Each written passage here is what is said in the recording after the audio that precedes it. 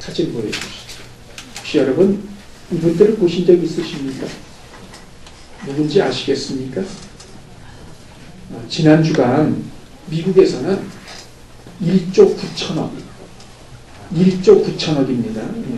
그 천문학적인 금액이 걸린 파워볼 복금을 추첨하였는데 그 결과 캘리포니아, 플로리다, 그리고 테네시 주에서 각각 한 명씩 1등이 나왔어요. 그러니까 1등이 3명이라는 이야기겠죠. 자, 1조 9천억을 셋이서 논아가야 됩니다. 그런데 이때 세금을 제외하고 실수령액이 얼마이냐 봤더니 한 명당 2,300억이에요. 남의 일이라고 별로 이게 말이 2,300억이지. 이게 제가 계산해보니까 10,000원짜리로 해봤더니 2,000만 장에 2,300만 장. 돈 시다가 인생 끝날 것 같아요. 그런데 자, 1등이 3명인데 그중 테네시주에 거주하고 있는 그 1등 당첨자 부부하고 두 딸 이제 TV에 나와서 이제 인터뷰하는 그 장면을 이제 사진으로 내놓은 겁니다. 여러분은 저분들 얼굴을 잘 봐두세요. 혹시 알아요? 또 뭐 좋은 일이 있을지. 인생을 살아가면서 이런 경험을 한다는 거, 그리고 이런 일이 자기 삶에 있다는 거, 결과에 어찌 되었든 간에 여기까지만 보면 정말 대박의 인생이 아니겠습니까? 여러분 혹시 여러분 가운데 이런 기회가 여러분에게 주어진다면 여러분은 어찌하시겠습니까? 받아들이시겠습니까? 아니면 거절하시겠습니까? 만일 인생을 살아가면서 이런 기회가 자신의 삶 가운데 이런 이 기회들을 자신의 삶 가운데 끼워 넣을 수 있다면, 또 그런 결정권이 나에게 주어진다면 그걸 사용하지 않을 사람이 과연 몇 사람이나 될까요? 나중에 결과에 어찌되든 이걸 거절할 사람은 많지 않을 줄 압니다. 경우에 따라서는 아마도 이걸 위해서 자신의 전 인생과 재산을 걸 수도 있습니다. 그 이유가 무엇입니까? 그만큼 중요하고 큰일이기 때문에 그렇습니다. 얼마 전 제가 어느 목사님으로부터 본인이 하나님의 축복을 받아서 100억을 얻었다는 거예요. 근데 그 얻은 그 100억을 가만히 생각을 해보니까 하나님이 주신 거고, 나를 위해서 사용하는 것은 합당하지 않겠다 생각을 해서 다 나누었다는 겁니다. 자세한 내용이 알 수 없습니다만 남에게 다 나누어 주을지언정 이것 자체를 거절하고 마다할 사람은 없습니다. 그만큼 크고 중요한 일이기 때문에 그렇습니다. 근데 우리가 여기서 한 가지 깊이 생각할 것이 있습니다. 정말 이 일이 우리 인생 가운데 그렇게 가장 중요하고 큰 일이냐 하는 거지요. 정말 그럴까요? 다음 사진 보여주세요. 뭔지 아시겠어요? 팥빙수랍니다. 한여름에 한 숟갈 떠서 입에 넣으면 시원하게 되는 그 팥빙수. 근데 여러분 만일 저걸 먹지 않고 저대로 그냥 놔두면 어떻게 될까요? 시간이 지남에 따라서 서서히 녹아내리겠죠? 당연히 저 형체는 사라질 것이고 주위는 온통 물과 우유 그리고 팥으로 가득하게 될 겁니다. 거기서 더 시간이 지나면 물기는 다 증발해버리고 팥만 남을 것이고, 거기서 시간이 더 지나면 팥이 쪼그라들 것이고, 더 시간이 지나면 그 팥들 가운데 일부는 없어질 수도 있습니다. 그런데 빙수만이 그런 것이 아닙니다. 세상도 마찬가지입니다. 얼마 전 국제학술지 사이언스지에 태양보다 5,700억 배, 태양보다 5,700억 배입니다. 그만큼 밝은 사상 최대의 초신성이 발견됐다는 보고가 올라온 적이 있습니다. 이 초신성이 얼마나 밝은지 우리 태양계가 속해 있는 은하계가 있지 않아요? 근데 이 은하계 모든 별들이 약 1,000억 개랍니다. 그런데 이 1,000억 개, 우리 태양계가 속해 있는 은하계에 있는 별들 모두 합해 1,000억 개가 빛을 내는 것보다 훨씬 더 밝은 20배가 더 밝은 빛을 이 초신성이 혼자서 냈다는 겁니다. 지난 6월에 이 초신성이 발견이 됐는데, 발견된 이후에 6개월 동안 관찰한 결과 태양이 평생 만들 그런 에너지의 10배를 6개월 동안 뿜어냈다는 거예요. 그러니 초신성과 지구와의 거리가 대략 38억 광년이랍니다. 여러분, 광년이 뭔 줄 아세요? 사람 이름이 아닙니다. 빛이 1초에 가는 거리를 광속이라고 그러죠. 그걸 1년 동안 가는 거를 광년이라고 그러고, 보통 키로로 환산하면 1년에 9조 키로가 나온다는 거예요. 9조 키로. 그런데 38억 광년이라면 38억 곱하기 9조입니다. 제가 계산해 봤더니 동그라미가 26개예요. 우리 사람이 가지고 있는 숫자로는 가늠이 안 돼요. 무한대라는 이야기입니다. 자, 그만큼 먼 거리에서 지구가에서 관찰할 만큼의 빛을 보냈다는 거, 여러분 이건 기적이기도 하고 그만큼 그 별이 컸다는 것을 의미할 수도 있다는 이야기입니다. 중요한 것이 여기 하나 있습니다. 그 별이 초신성이었다는 거예요. 초신성이 뭡니까? 수명이 다한 별이 마지막에 폭발을 할 때 그걸 초신성이라고 이야기를 합니다. 핵심이 뭡니까? 아무리 크다 한들 수명이 다했다는 거예요. 끝장이 났다는 이야기입니다. 38억 광년이라고 하였으니 38억 년 전에 출발한 빛을 지금 우리가 보고 있는 겁니다. 그러니 지금은 그 별이 흔적도 없이 사라져버리고 말았을 거라는 말입니다. 이 별뿐만이 아닙니다. 세상의 모든 것 또한 마찬가지입니다. 세상에는 영원한 것이란 없습니다. 11절 보십시오. 땅과 하늘이 그 앞에서 피하여 간 데가 없더라. 피하여 간 데가 없더라. 흔적조차 없이 사라졌다는 말입니다. 무엇이요? 땅과 하늘이 말한 말입니다. 10년이면 강산이 변한다는 말이 있는데, 그러나 풍경과 내용은 달라지고 바뀔지언정 그 땅 자체는 달라지지 않습니다. 하늘도 마찬가지입니다. 운석이 떨어지든 비행기가 지나가든 오존층이 파괴되든 상관없이 창조된 이후에 변함없는 게 하늘입니다. 그런데 그 땅과 하늘이 사라져버렸습니다. 그동안 세상에는 수많은 사람들이 왔다 갔습니다. 수많은 나라들이 생겨났다 없어지기도 하였고요. 수많은 일들이 이 지구상에 있었습니다. 그러나 땅과 하늘은 변함이 없었어요. 그런데 그 땅과 하늘조차 사라져버리고 말았습니다. 세상에서 가장 극적인 일이 일어났다는 말입니다. 중요한 것은 땅과 하늘이 사라진 이유입니다. 무엇 때문에 땅과 하늘이 사라졌을까요? 오늘 본문 11절에 그 답이 나와 있습니다. 내가 크고 흰 보좌와 그 위에 앉으신 이를 보니 땅과 하늘이 그 앞에서 피하여 간 데가 없더라.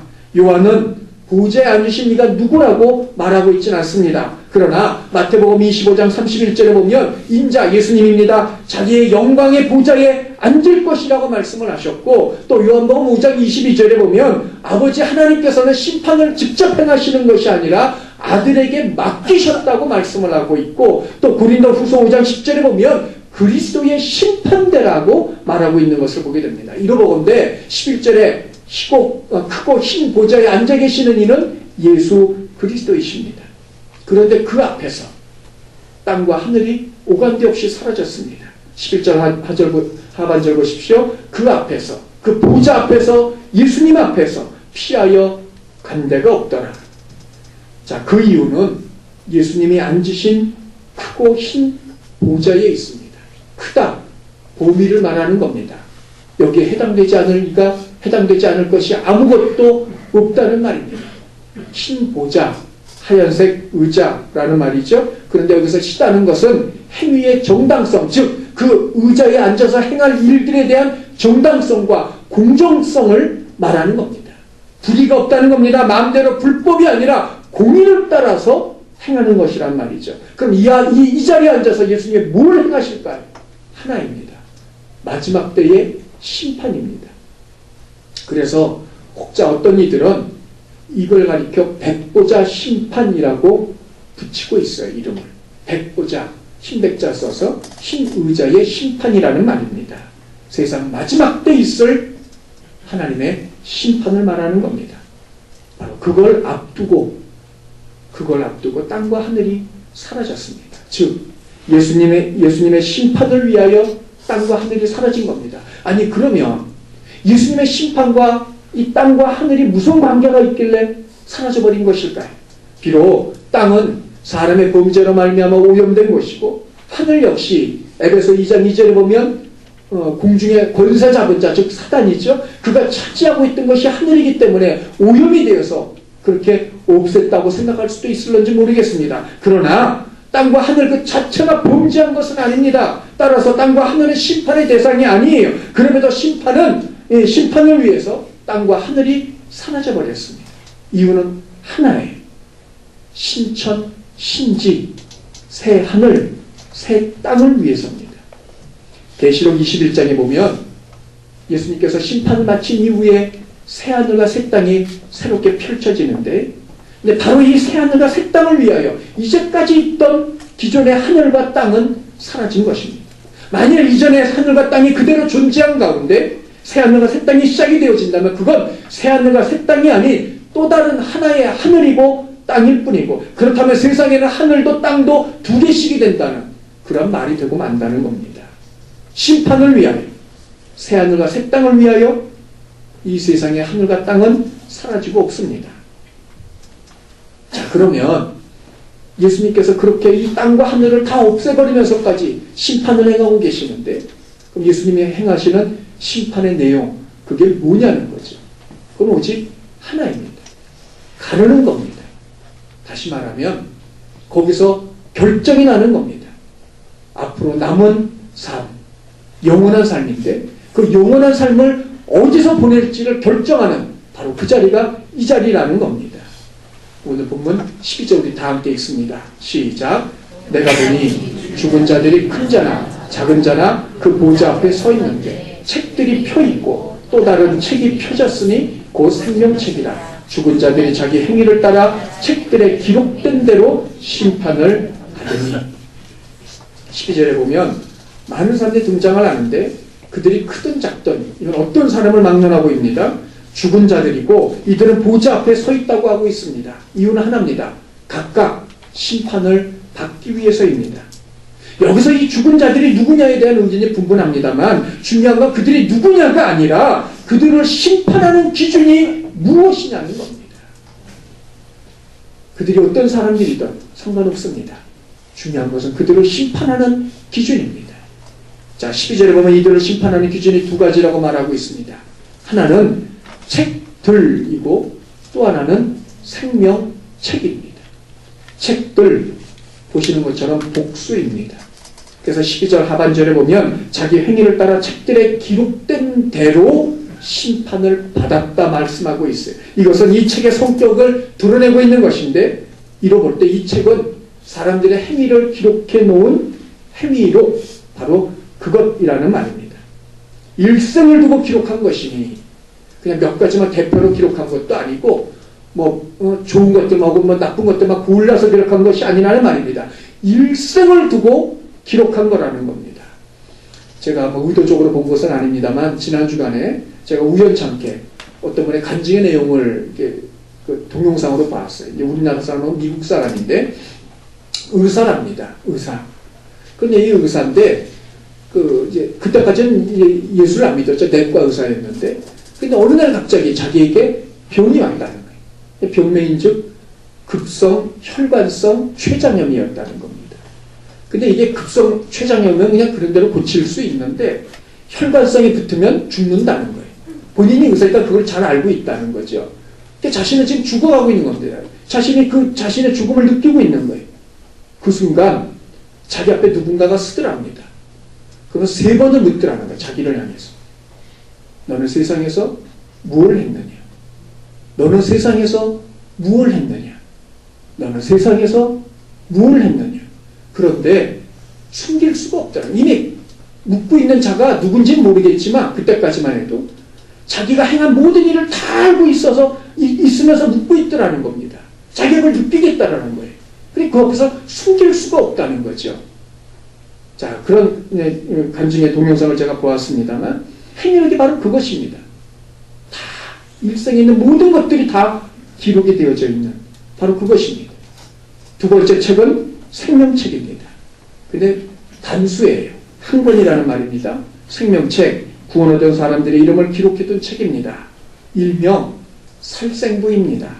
모든 행위를 기록한 행위에 간단히 이름만 기록한 책이기 때문에 간단하여서 단권일 수도 있겠습니다만, 한편 그만큼 구원에 이르는 이들이 이 지구상의 전체 이제까지 왔다 갔던 모든 사람들 전체에 비하면 의외로 적을 수도 있기 때문에 당본이라고 말할 수도 있습니다. 어쨌든 이 두 가지 책, 행위를 기록한 책들과 생명책과 그 두 가지가 심판의 기준이라는 겁니다. 그래서 12절 하반절 다시 보십시오. 죽은 자들이 자기의 행위를 따라 책들에 기록된 대로 심판을 받았다고 말하고 있고 13절 하반절도 각 사람이 자기의 행위대로 심판을 받고 라고 말하고 있습니다. 심판을 받은 겁니다. 선고가 끝난 겁니다. 근데 이뿐만이 아닙니다. 여기서 더 나갑니다. 그 결과이죠.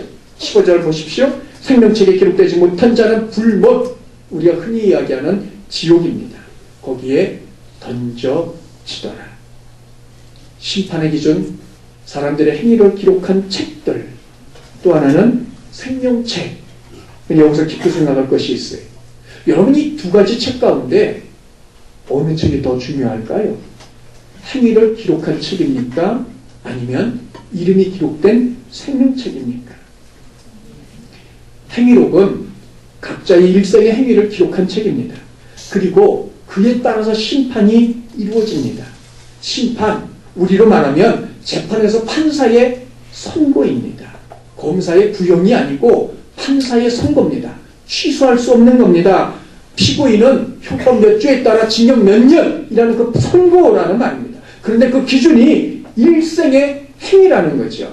일생 삶의 행적입니다. 간혹 정치인이든 경제인이든 제법 큰 사람들이 자기의 자서전을 남기는 경우가 있습니다. 또 그것이 아니라면 타인에 의해서 기록된 전기라는 것도 있습니다. 그런데 자서전이든 전기이든 그 사람이 일생의 모든 걸 다 기록할 수는 없습니다. 때로는 의도적으로 삭제하는 것도 있고요. 누락시키는 것도 있고요. 경우에 따라서는 위조하는 것도 있고 거짓말도 있습니다. 그러나 그리스도 앞에 펼쳐진 행위록에서는 절대 있을 수 없는 일입니다. 단순한 행적만이 아닙니다. 그 일을 행한 동기와 의도까지도 기록이 되어져 있습니다. 말로는 합당한 명분을 내세우고 있지만 사실은 그걸 통해서 자신이 이루고자 하는 동기, 의도가 있습니다. 그건 말하지 않은 채 상대방에게 이야기를 해서 움직이게 만들려는 이런 것들까지도, 그 동기까지도 기록이 될 거라는 말이죠. 중요한 것이 있습니다. 일생을 살면서 1000가지 잘하고 100가지 못했다고 해서 1000가지 잘한 것 때문에 못한 것이 상쇄화되어지지 않는다는 겁니다. 단 한 가지라도 잘못한 일이 있으면 그것 때문에 분명히 유죄 선고를 받을 것이고 그 유죄 선고는 사망입니다. 로마서 6장 23절 보십시오. 죄의 삭은 사망이요. 자, 여기서 주목할 것이 있어요. 죄, 어느 특정의 죄를 말하고 있지는 않습니다. 그런데 죄라는 단어가 단수라는 겁니다. 물론 모든 죄를 포함해서 포괄적으로 죄라는 한마디로 표현할 수도 있겠습니다만 그 말을 다른 말로 표현하면 단 한 가지 죄만 있어도 사망이라는 겁니다. 사람이 죽는 이유가 바로 이것입니다. 죄가 단 한 가지라도 없다면 사람은 죽지 않을 겁니다. 죽는다는 것은 무엇이 되었든 얼마가 되었든 죄가 있음의 증거입니다. 결국 행위록을 통해 사람이 받을 수 있는 판결은 누가 되었든 또 사망이고 그건 1차적으로 육체의 죽음을 말하는 것이고 나아가 불못 영원한 지옥까지를 말하고 있는 겁니다. 세상의 모든 사람은 자기가 행한 대로 심판을 받고 그에 따른 보응이 있습니다. 자, 그러면 모든 사람이 다 심판을 받으면 다 지옥에 가는 것일까요? 여러분 15절을 다시 다 함께 봅니다. 시작. 누구든지 생명책에 기록되지 못한 자는 불못에 던져지더라. 생명책에 기록되지 못한 자들은 불못에 던져질 것이고 그러면 생명책에 기록된 자들은 어찌 되겠습니까? 당연히 불못에 들어가지 않겠죠. 행위록, 다른 말로 하면 범행일지입니다. 내가 하루를 살면서 어떤 악한 일들을 행했는지 일일이 남김없이 기록되어진 범행일지 그 행위록이 사망이라는 결론을 내리게 된다면 생명책은 사망에 대한 사면장입니다. 아무리 크고 많다 할지라도 다 감당하고 처리할 만큼의 사면장이라는 겁니다. 당연히 행위록보다는 사면장인 생명책이 더 중요합니다. 결국 사람에게는 행위록에 얼마나 많은 죄가 기록이 되어졌느냐가 아니라 생명책에 그 이름이 기록이 되어졌느냐 그렇지 않느냐가 더 중요한 문제라는 겁니다. 왜냐하면 행위록을 덮을 수 있는 게 생명책이기 때문에 그렇습니다. 이 일은 세상의 어떤 일보다 더 크고 중요한 일입니다. 이 일이 중요한 이유는 하나입니다. 이 세상 이후 영혼을 어디서 보낼지를 결정하는 정말 크고 중요한 일이기 때문에 그렇다는 말입니다. 영혼. 감각이 없죠? 왜 우리는 영혼이라는 걸 한 번도 경험해 보지 못했으니까. 영혼을 어디서 보낼지를 결정하는 것이 바로 이 생명책이기 때문에 그렇다는 말입니다. 단번에 2,300억을 버는 것, 그 크고 중요한 일일 수 있습니다. 그런데 그보다 더 크고 중요한 일은 2,300억을 전부 다 다른 사람을 위해서 사용하는 겁니다. 그런데 그보다 더 크고 중요한 일이 있습니다. 그건 그 사람의 이름이 생명책에 기록되는 겁니다. 만일 그렇지 못하다면 2,300억을 다 다른 사람을 위해서 사용한다 할지라도 그의 이름이 생명책에 기록되지 못했다면 그는 어디서 영혼을 보내게 될까요? 예수님이 제자들 가운데 따로 70명을 추려내셨어요. 그리고 그 70명을 2명씩 짝을 지어서 예수님께서 가시고자 하는 동네와 지역에 먼저 보내셨습니다. 그러면 그들이 갔다 돌아와서 예수님께 보고하는 것이 있습니다. 자, 주의 이름으로 귀신들도 우리에게 항복하더이다. 그 당시까지만 해도 이 축사자들, 귀신을 쫓아내는 사람들이 많이 있었지만 실제로 성공한 예는 없습니다. 고약한 냄새를 피워서 내쫓으려 하기도 하고 주문을 걸기도 하고 욕을 해서, 왜냐하면 귀신이 인격체니까 기분 나쁘게 해서 빠져나가게 하겠다는 거죠. 근데 그런다고 귀신이 나가나요? 안 나가죠. 가진 수단을 써도 귀신들이 안 나갔는데 제자들이 와서 귀신을 쫓아내니 얼마나 기가 막힌 일이겠습니까? 제자들도 이것 때문에 놀랐어요. 예수님께 제일 먼저 하는 말이 뭡니까?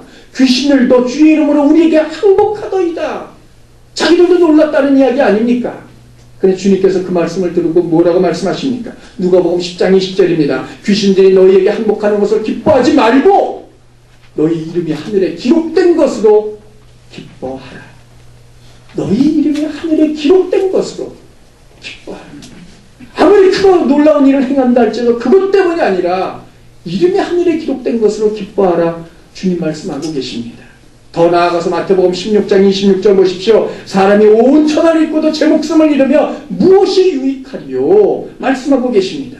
사람이 생명을 모든 걸 다 얻을 수 있을런지 과연 의문입니다만 다 얻는다 할지라도 생명을 잃어버리는 아무 의미가 없다고 주님께서 말씀하고 계시는데, 하물며 영원한 생명을 잃어버린다면 그건 더 말할 것 없습니다.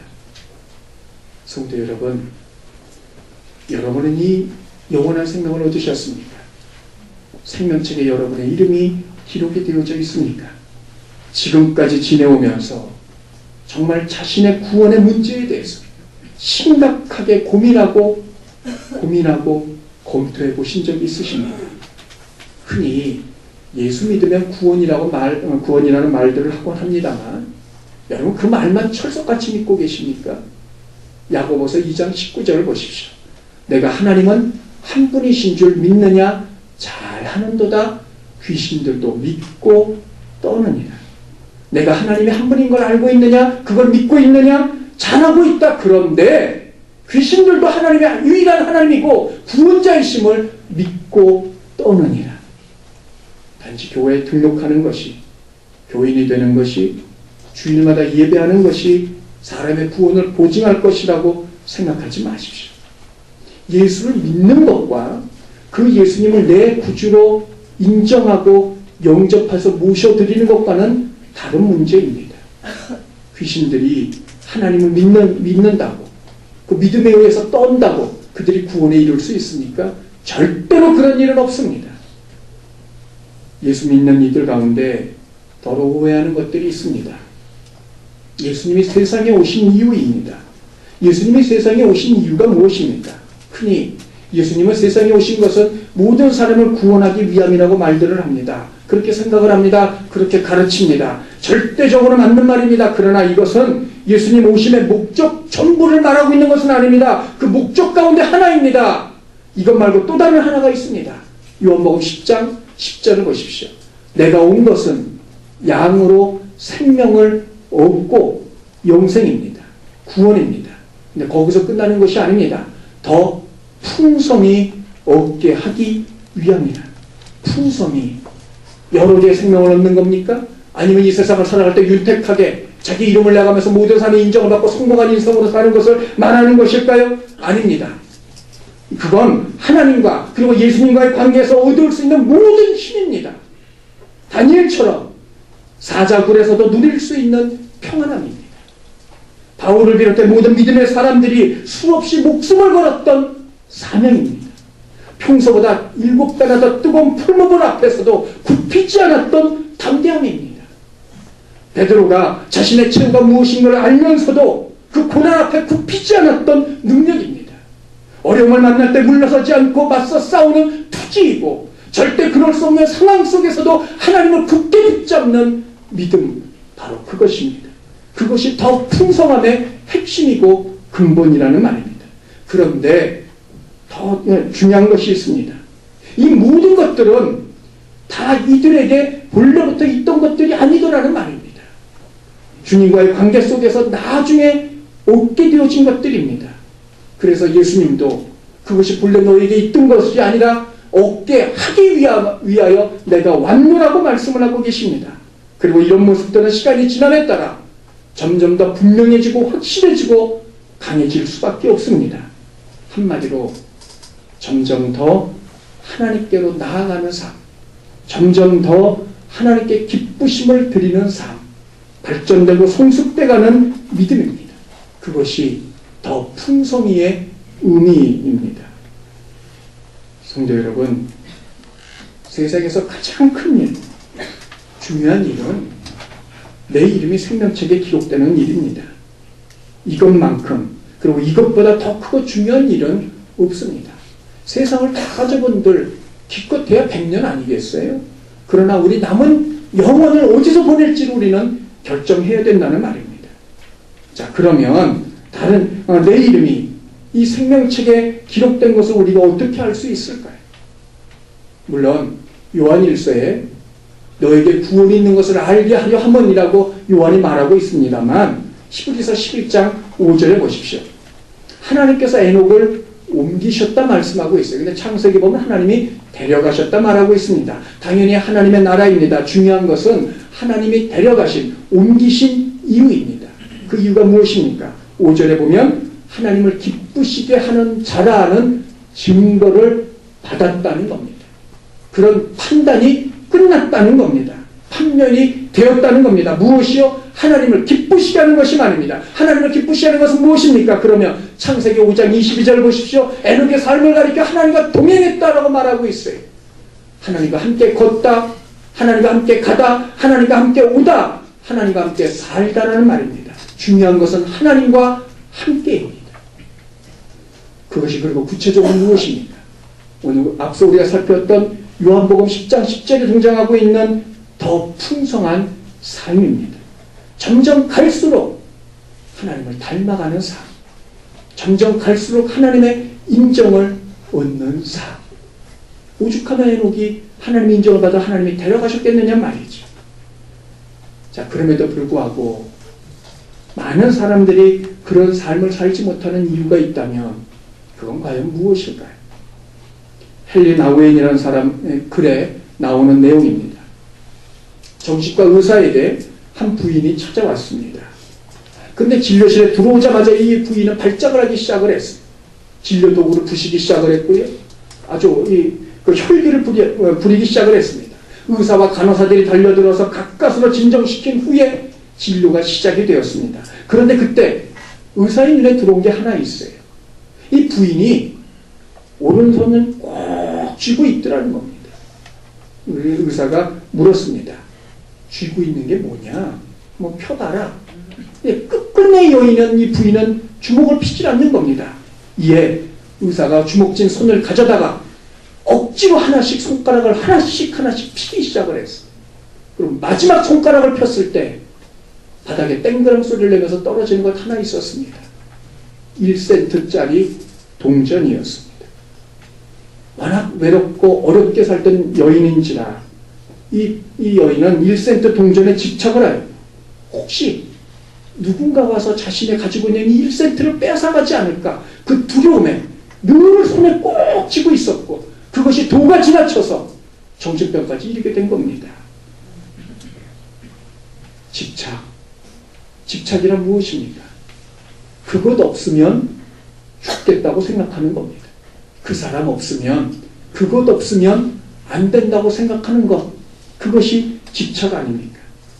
그냥 많은 사람들이 정말 소중하고 중요한 것에 비해서 아무것도 아닌 것에 집착하며 삶을 살아가는 것을 봅니다. 그런데 그 집착하는 그 사람을 망치는 경우가 대부분입니다. 지난 주간에도 그런 일이 한 번 있었습니다. 지방 어느 곳에서 이게 좌판을 벌이면서 이렇게 물건을 파는 그런 분이 어느 날 자기 물건을 가지고 나갔더니 자기가 늘 좌판을 펴는 그 자리에 다른 사람이 자리를 차지하고 있는 겁니다. 비켜달라고 얘기했지만 그 사람이 비키지 않습니다. 이에 분개한 나머지 그 자기 자리를 차지하고 있는 그 사람, 그리고 그렇게 거기서 해도 좋다고 말했던 농협 직원 2사람을 한 번에 죽였어요. 비켜주지 않는다는 이유 한 가지 때문에 말입니다. 그 자리가 아니면 옆에 자리에도 괜찮을 텐데 꼭 그 자리에서만 자기 물건을 파는 건 아니지 않겠습니까? 그런데 정말 자기 인생에 비하면 그게 얼마나 사소한 일이냔 말이죠. 그럼에도 불구하고 거기에 집착했고 그 결과 2사람을 죽이고 자기 삶도 완전히 파괴에 이르게 만드는 그런 일이 지난 주간에 있었던 것을 봅니다. 집착은 집착으로 끝나는 게 아니라 집착하는 사람을 무너뜨립니다. 바로 이것입니다. 많은 사람들이 알면서도 안 되는 이유. 그것 아니면 내가 죽겠다고 생각하고 그래서 그걸 붙들고 살고 있기 때문에 다른 것은 눈에 들어오지 않습니다. 그냥 당연한 것이라고 생각을 합니다. 그럼 과연 정말 그럴까요? 성도 여러분, 지금 우리가 집착하고 있는 것이 있다면 그것은 무엇입니까? 무엇을 얻고 무엇을 지키려고 하고 계십니까? 여러분은 여러분의 자녀들에게 얻고 지키라고 강조하고 있는 것은 무엇입니까? 주님의 말씀을 기억하십시오. 사람이 온 천하를 얻고도 자기 생명을 잃으면 무엇이 유익하리라? 하물며 영생이겠습니까? 세상을 살아가며 정말 중요하고 큰 일, 내 이름의 생명책에 기록되는 것이고 그 모습으로 살아가는 것, 그것이 내가 내 이름의 생명책에 기록된 증거라는 겁니다. 왜냐하면 성령께서 그렇게 이끌어 가시기 때문입니다. 성령은 우리가 구원받은 이후에 팔짱을 끼고 죽을 때까지 지켜만 보고 계시는 분이 아닙니다. 우리 가운데 끊임없이 역사하시는 분이, 성령이 역사하시는 이유가 뭡니까? 오직 하나입니다. 우리를 그리스도 닮게 하기 위하여, 그리스도의 장성한 분량에 이르게 하기 위하여. 그래서 바울이 오죽하면 두렵고 떨림으로 너희의 구원을 이루어가라고 말하고 있겠습니까? 한 번 받은 구원, 그 구원을 우리 삶 속에서 펼쳐가며 이룰 것을 바울이 요청하고 있는 겁니다. 생명책의 행위록보다 중요하지만 생명책의 이름이 기록된 자의 삶은 하나님을 기쁘시게 하기 위한 삶이고 하나님과 동행의 삶이고 그것은 에녹의 삶이었어요. 그런데 주목할 것이 하나 있습니다. 에녹을 보십시오. 에녹은 태어나면서부터 하나님과 동행한 것이 아닙니다. 창세기 5장 22절 보세요. 무드셀라 자신이 낳은 아들입니다. 그 아들을 낳은 후 300년을 하나님과 동행했다 말하고 있습니다. 구체적으로 에녹이 왜 자기 아들을 낳은 다음에 하나님과 동행했는지에 대해서 성경은 말하고 있질 않아요. 그러나 여기에 대한 여러 가지 의견이 있지만 오직 하나입니다. 중요한 것은 이유가 어떤 것이든 간에 에녹은 그 이전까지는 하나님과 동행하지 않았지만 그 이후부터 하나님과 동행의 삶을 살았다는 겁니다. 동행의 이유, 동행의 기간이 중요한 것이 아닙니다. 동행 그 자체가 중요한 겁니다. 하나님을 기쁘시게 해드는 삶이기 때문에 그렇습니다. 그러기 위하여 하나님께 더 가까이 나아가는 삶, 바로 그것을 말하는 것이고, 그리고 이것이 바로 생명을 더 풍성히 누리는 삶이고, 한마디로 말하면 끊임없이 날마다 나 자신을 새롭게 고쳐가는 삶입니다. 인생을 지나오시면서 어제보다는 나은 오늘이 돼야 되고 오늘보다는 나은 내일의 믿음의 모습이 되어야만 합니다. 그리고 그것은 하나님 앞에 서는 그날까지 끊임없이 이루어야 될 과정 가운데 하나입니다. 저희 노회에서 부교육자 교육이라는 것이 있습니다. 보통은 4번, 강도사를 인허를 받고 4번 교육을 받으면 목사 안수를 받을 수 있습니다. 근데 법이 바뀌어버렸어. 어떻게 했냐? 목사 안수 받을 때까지입니다. 횟수하고 상관없어요. 목사 안수 받을 때까지 그 교육을 받아야 돼요. 마찬가지입니다. 하나님과 동행의 삶, 한 번, 2번, 한때 끝나는 것이 아니고 우리가 아버지 앞에서는 그날까지라는 말입니다. 여기에 집중하십시오. 그리고 이것에 집착하십시오. 본래 하나님은 인간을 지옥에 보내기 위하여 창조하시지 않았습니다. 본래 지옥은 마태복음 25장 41절에서 보는 것처럼 마귀와 그 사자들을 위하여 만들어진 곳입니다. 그런데 사람이 자기 스스로의 결단으로 사단에게 자신의 삶과 의지를 내주었고 그 결과 사단과 함께 불못으로 들어가는 것뿐입니다. 그러므로 그렇게 살지 않기를 결단하십시오. 내 삶을 사단에게 주는 게 아니고 하나님께 드리기 위하여, 내 의지를 사단에게 주는 게 아니고 하나님께 드리기 위하여 결단하고 그렇게 살아가십시오. 사단의 기쁨이 아닌 하나님의 기쁘심을 선택하십시오. 어떤 일이 있어도 가족과 성도들과의 화목하기 위하여 애쓰십시오. 어떤 일을 만나도 믿음에서 떠나는 일이 없게 하십시오. 영혼에 비추어보면 정말 사소할 수밖에 없는 그런 일에 목숨을 거는 것이 아니라 정말 중요하고 꼭 필요한 일에 저와 여러분의 전부를 거십시오. 세상을 살며 2300억 복권에 당첨되는 것보다 더 크고 중요하고 귀한 일은 생명책의 이름이 기록이 되는 겁니다. 이 세상에서의 사람들의 삶이라는 것은 무엇입니까? 이 세상에서 사람들이 살아가는 그 삶의 풍국이 무엇이라는 말입니다. 오직 하나, 결국은 아버지 앞에 서기 위한 그거 하나 때문 아닙니까? 그 점을 잊지 마십시오. 그리고 이를 위하여 끊임없이 자신을 점검하십시오. 그 증거는 자신이 점점 더 하나님께 가까이 가는 삶이고 하나님을 기쁘시게 되는 삶입니다. 이제까지 그렇지 않아도 상관이 없습니다. 지금부터 시작하면 됩니다. 에녹처럼 말입니다. 그리스도 안에서 하나님이 기뻐하시는 대로 달라져 가고 계십니까? 정말 큰일, 귀하고 중요한 일을 하고 계신 겁니다. 그런 결단을 하셨습니까? 정말 잘하고 계신 겁니다. 그 일을 멈추지 마십시오. 더딜지라도, 때로는 정말 지루하게 느껴질 만큼 더딜지라도 멈추지 말고 계속 하십시오.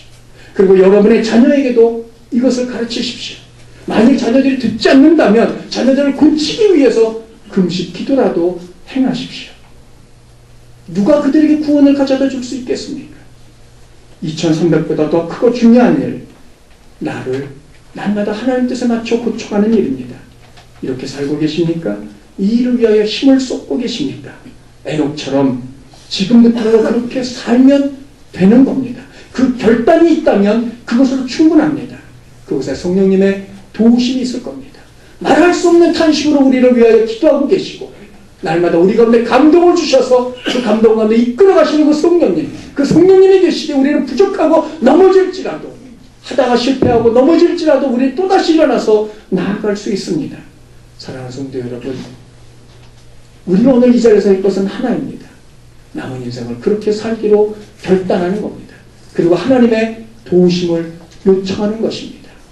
하나님, 나는 감당할 수 없으니 내게 은혜를 베푸시고 나를 도우소서. 이 결단이 있는 곳에 성령님께서 도우실 줄 압니다. 일생을 살아가시면서 이것을 붙들고 행하심으로 정말 세상에 살아갈 때 가장 중요하고 큰 일 해나가시는 그런 저와 여러분들이 다 되시기를 주님의 이름으로 축원합니다.